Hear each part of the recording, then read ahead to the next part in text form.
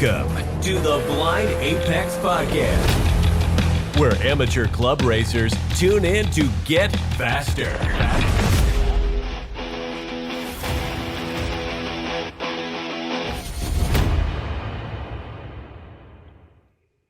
Hello, track addicts. Welcome to the Blind Apex Podcast. I'm your host, Con John Turk. This episode is going to cover a racer's mentality, but specifically going from an instructor to a racer and how that mentally has to change for people. Joining me to hash this topic out, longtime instructor turned racer, the inventor of the Mid-Atlantic Honda Challenge rookie hazing. Welcome, Aldo.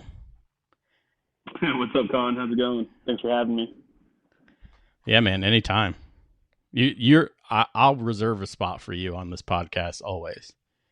Yes. So let's do it. Yeah. So let's tell us a little bit about yourself. Yeah, started DE back in 2012. I think it's 2012. Man, I know it hit the 10-year mark now. Did that for a while.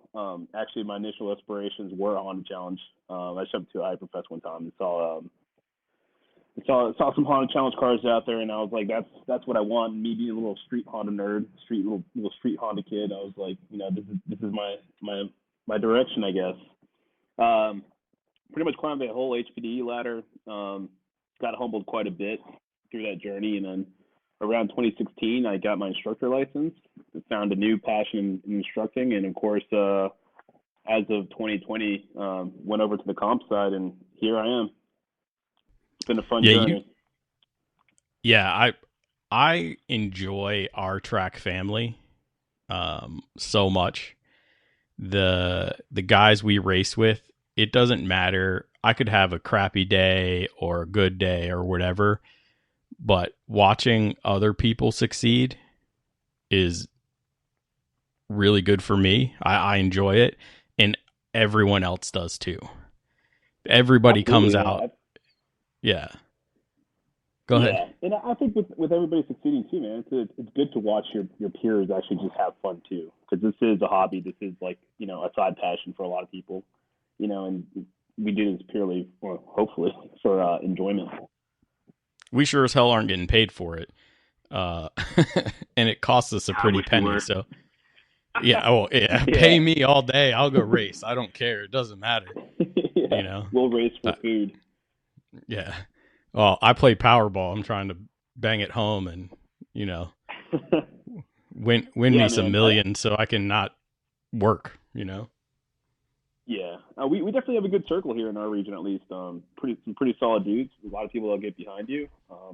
We're competitors, but also friends. So it's definitely a matter of, if you need help. I mean, all of us are within probably like a 2-hour drive from each other. So it's like not a big deal to come up, and kind of support each other, even if it's just drinking beers in the garage, just watching somebody else do all the work. Yeah. I'm hoping Mike puts that out so we can go watch him put a K series in his car. I think that'll be interesting. Set up some bleachers at the shop. Right? We're having a wrench party. Yeah. Nobody's holding wrenches. We're all holding beers. Yeah. It'll be warm up for Daytona, so sitting in bleachers drinking beers. So yeah, turn down the heat a little bit. Yeah, get out there and start sharing some blankets. Yeah.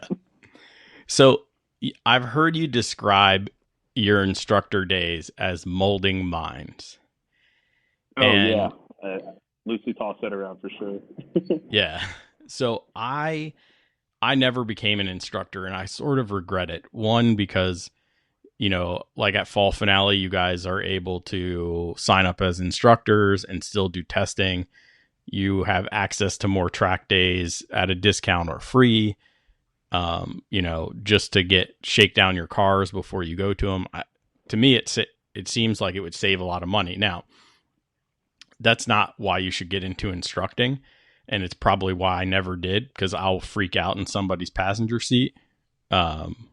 Probably. I definitely would. I would melt down. I'd be like, brake, and start trying to grab the wheel and stuff. I don't know if I could handle it. It takes a special breed. But I feel through all these conversations in the podcast and stuff, I feel like I don't know what the instructors go through during the weekend and how they think about their weekend, but I feel like it's just a super HPDE mentality, right? Show up, drive, and then you have the time you got to spend in somebody's car, right?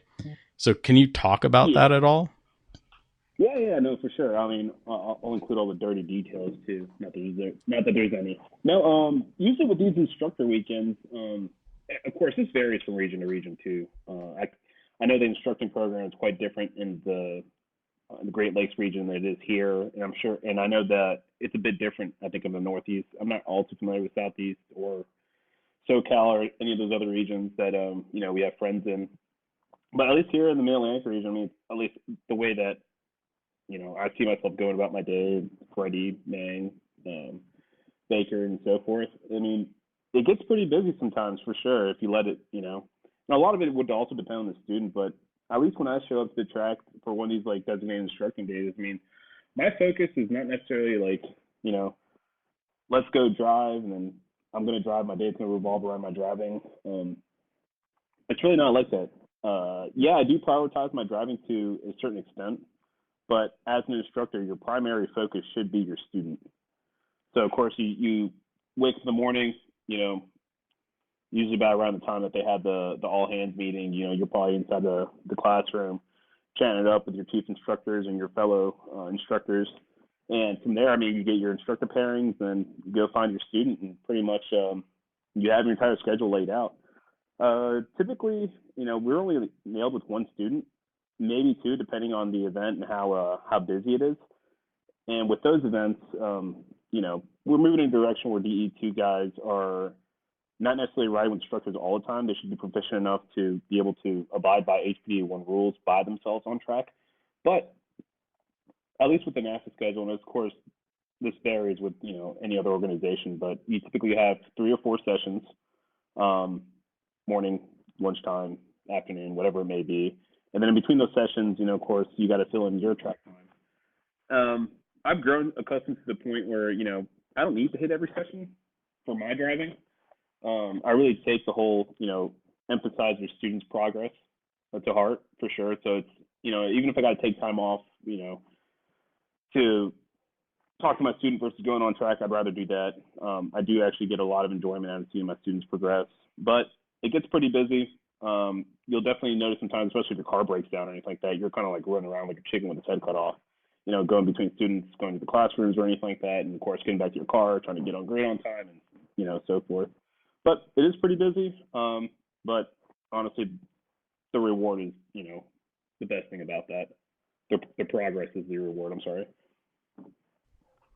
Yeah. I mean, as somebody who had instructors in the car, it was invaluable to me to get that input. I actually held myself back for a couple of events, probably each HPDE, because when I went through, they were still doing instructors in HPDE too.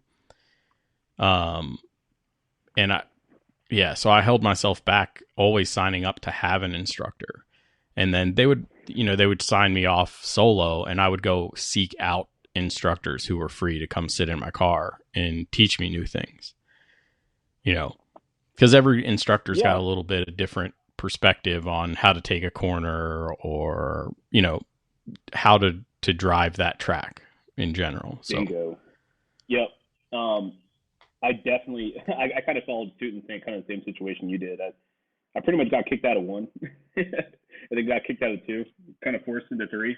And a lot of it just had to be because I was holding myself back. But I don't feel like that's a bad thing at all. I know there's a lot of people rushing progression.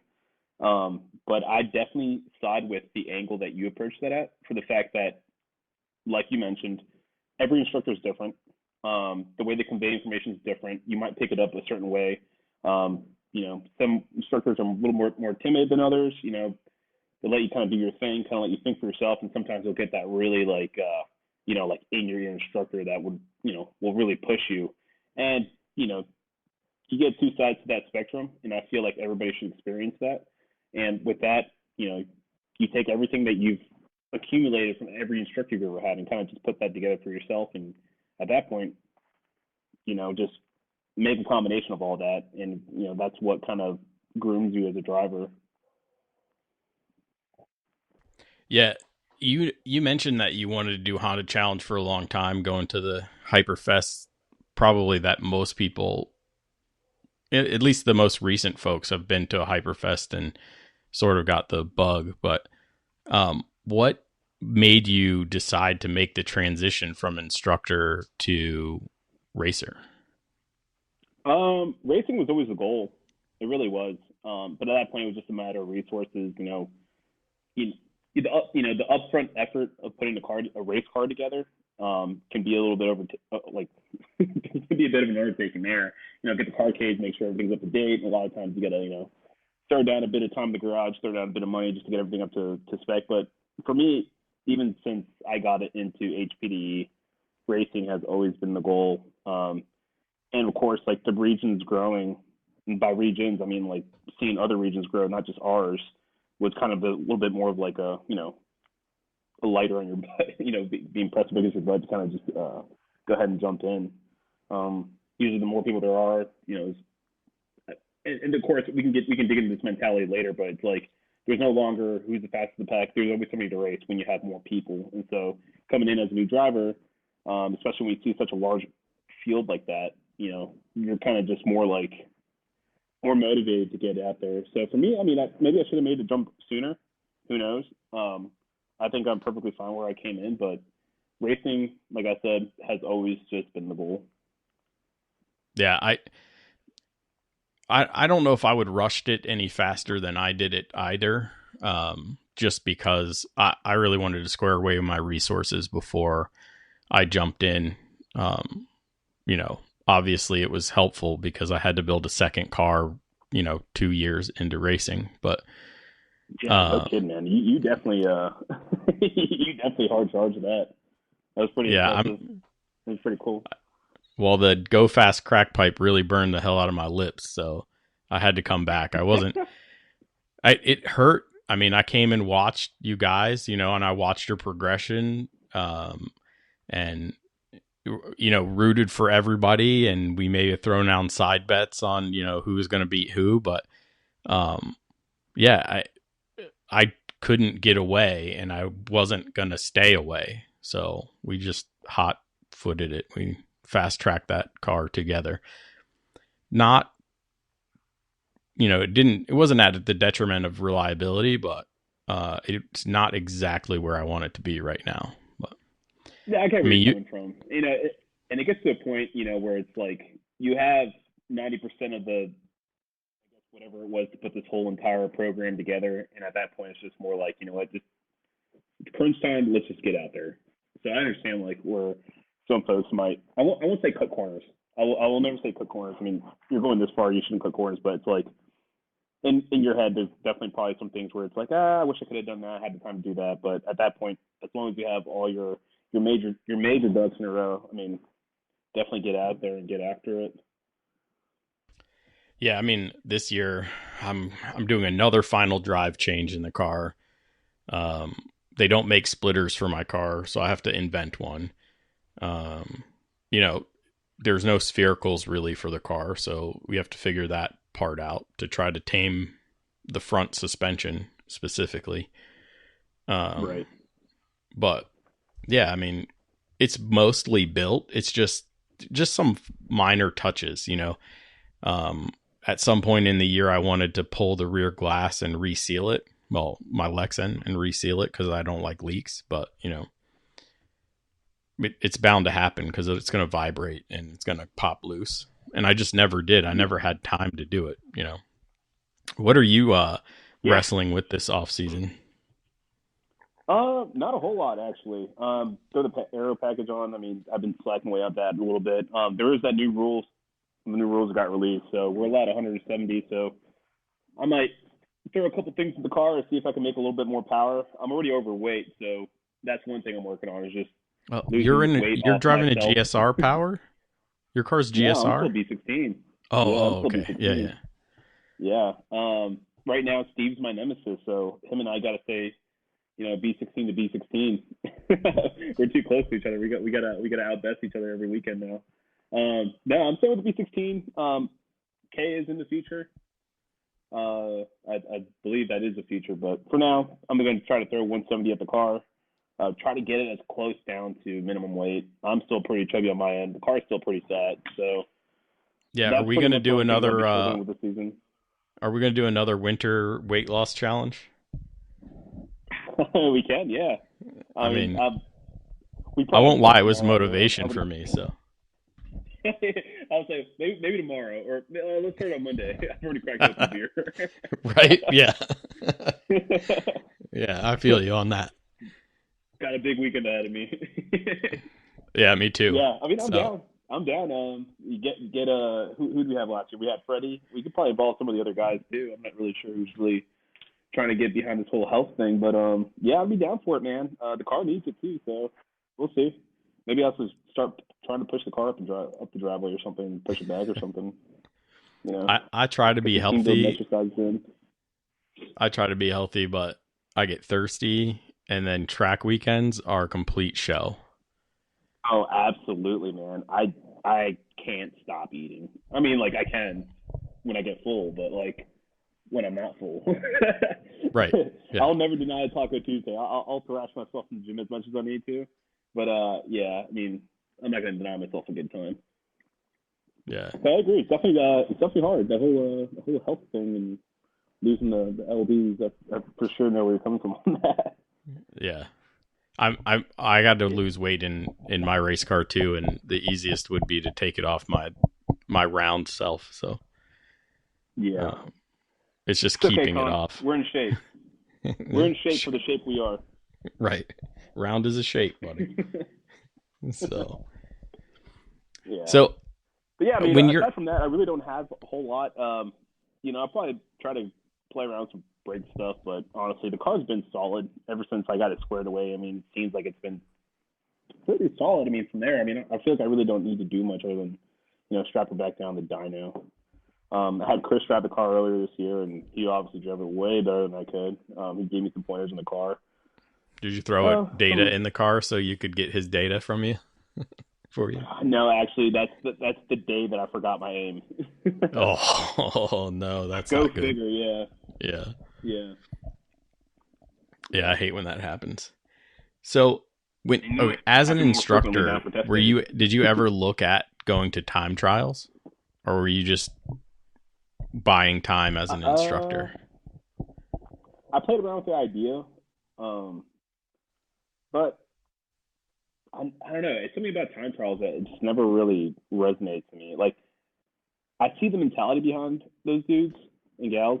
I see them obviously like chasing down an awesome lap time, getting that in and beating the clock in that matter. But and this is to throw no shade at time trialers because I do definitely think that's an art in itself. But I just saw it more as like qualifying lap time type stuff, and maybe that's how it would have helped me into racing. But to me, I just rather just go door to door with somebody and kind of just do that whole shebang, chase somebody or have somebody chase me.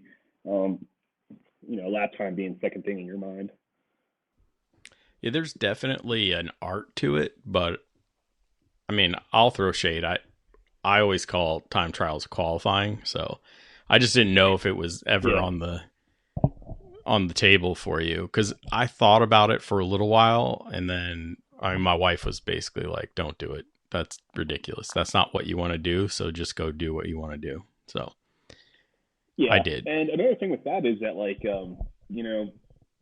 especially like with my head already like being full fledged on like racing Honda challenge, I didn't want to overdevelop or underdevelop the car more than I would need to in order to actually get classed into some kind of time trial class, because our cars would technically fit in what, TT5? I don't know. Well, I haven't looked at the rules in a while, but I think TT5 was where we used to be. TT5 we just make modifiers in there. Yeah, we make too many powers for 6, and I might have too many powers to be in 5. Mm-hmm. So I may have to. I mean, that's all power to weight too. So it's like I whipped out the calculator before, and I think I was somewhere between 6 and 5, and the effort to go into 5 wouldn't have been. I mean, I would have maybe considered it if somebody came head hunting for me, be like, we need I guess we need a contingency. Can you come? We don't care how you place or something like that. But that's about the extent of my thought process for something like that. Right. Yeah. I don't even know why I went down the time trial rabbit hole. It's really not worth it to me. Sorry, time trialers. I know it's important to you guys, Yeah. but no, but I get it though. I understand that. I mean, not everybody wants to go wheel to wheel, and you can definitely benefit from like having a clear mind, going and attacking what the clock would be. Trying to chase for fast lap time, and it is impressive what some of those dudes can do. But yeah, in wheel to wheel scenarios, I don't really see a complete 1-to-1 transition into anything like that. So I don't know. yeah. There's definitely some solid dudes out there that can do both, and it's pretty impressive. They can, how their brain works, I guess. Yeah, I don't think my brain works that way. I catch myself trying to race in qualifying, and I know that's not proper. So, but usually it's somebody faster in front of me, so I'm just trying to get in the tow and start, figure it out. So I get it. Yeah, for sure. And honestly, like, I suck at qualifying to begin with. I'm way better as a racer. So, I'm not sure what that has to show for anything, but I guess that's where there is a little bit of translation. Yeah. So, in your transition to a racer, how did your weekend prep go? How did that change? You were driving your car to the track for the most part, right? Not while I was racing. No. When you were doing DE and then when you went instructing.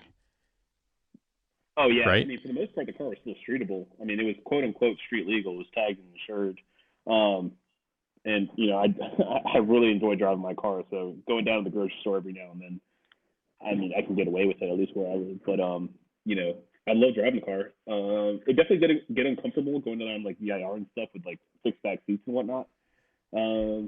But honestly, I think the scary point of making that transition from driving the car to towing the car was more so that I got myself in a lot of trouble already. Not with the law, but just at the track. I've blown out boosters. I've hit tire walls.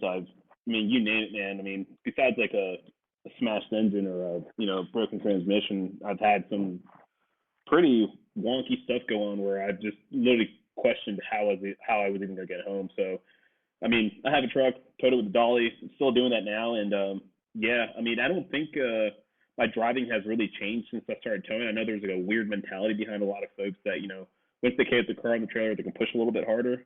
And not me, man. That just meant that I got a comfortable drive home. Yeah, I started towing pretty early. I was still in HPDE 2, so it just meant I could do more non-street legal stuff to the car. So that's how I took it. Yeah.